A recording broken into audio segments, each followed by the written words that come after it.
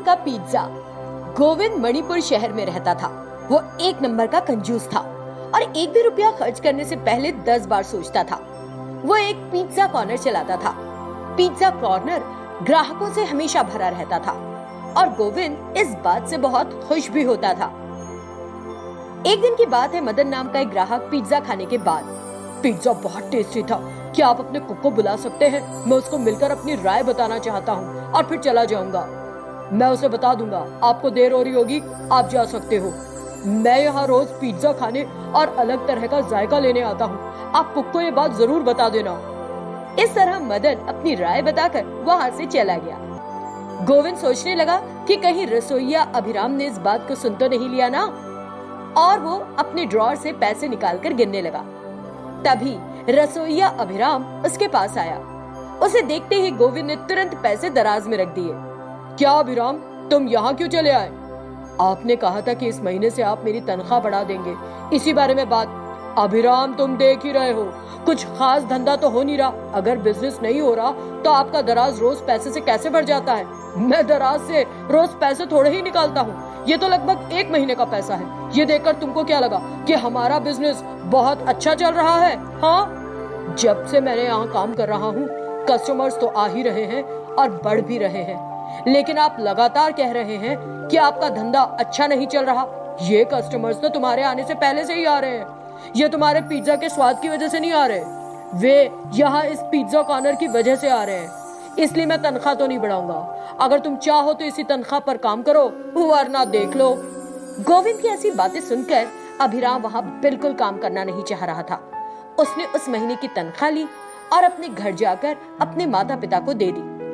अभिराम ने उन्हें बताया कि उसकी नौकरी चली गई है और वो आगे क्या करे इसके बारे में सोचने लगा। उसने सोचा कि क्यों ना वो अपना खुद का पिज्जा कॉर्नर शुरू करे।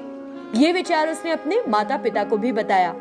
तब उसके पिता बोले, देखो बेटा, बिजनेस शुरू करना कोई मामूली बात नहीं। शुरू करने के लिए बहुत पैसा चाहिए जो कि हमारे पास है नहीं, लेकिन हमारे पास एक पुराना तंदूर है। अगर तुम्हें लगता है कि वो तुम्हारे कुछ काम आ सकता है तो। अभिराम बाहर तंदूर खोलकर चारपाई पर बैठ गया और गहराई से सोचने लगा। फिर अभिराम ने लकड़ी जलाकर एक तंदूरी पिज्जा बनाया। जल्दी उसने अपने घर पर ही पिज्जा बनाना शुरू कर दिया। लोगों को इसके बारे में बताने के लिए उसने चारों तरफ पोस्टर चिपका दिए और माइक पकड़कर घोषणा भी की। लोगों को पता चला कि लकड़ी के तंदूर के पिज्जा की कीमत सिर्फ 60 रुपए है। जल्दी लोग अभिराम के घर पिज्जा खाने आने लगे। ग्राहक पिज्जा खाते और पैसा चुकाते। अभिराम खूब पैसा कमाने लगा।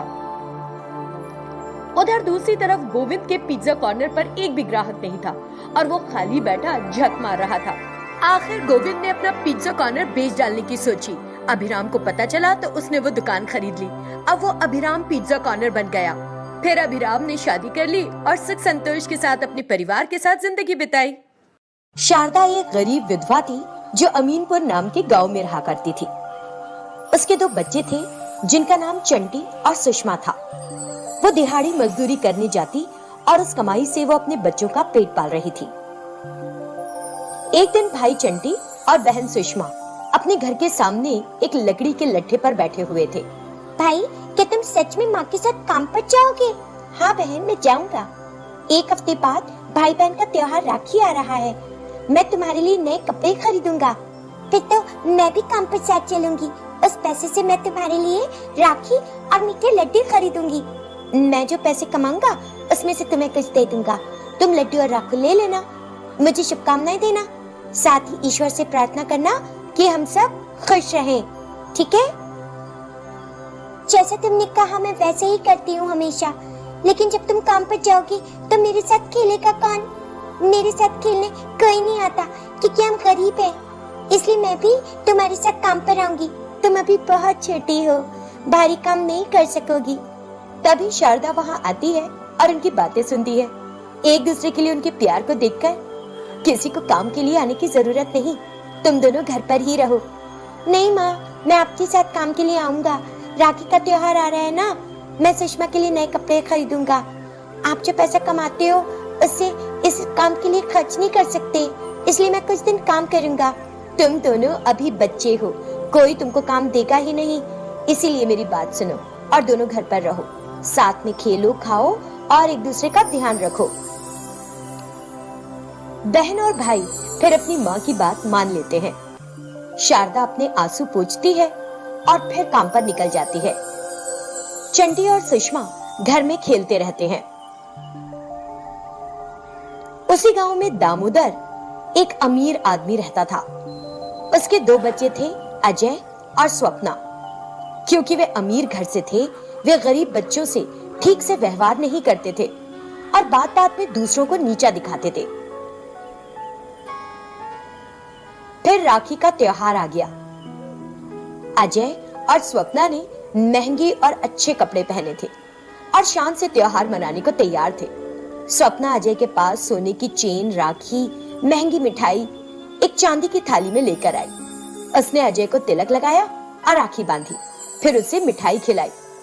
अजय बड़ा प्रसन्न था और फिर वो स्वप्ना के गले में सोने की चेन डाल देता है। स्वप्ना खुश हो जाती है।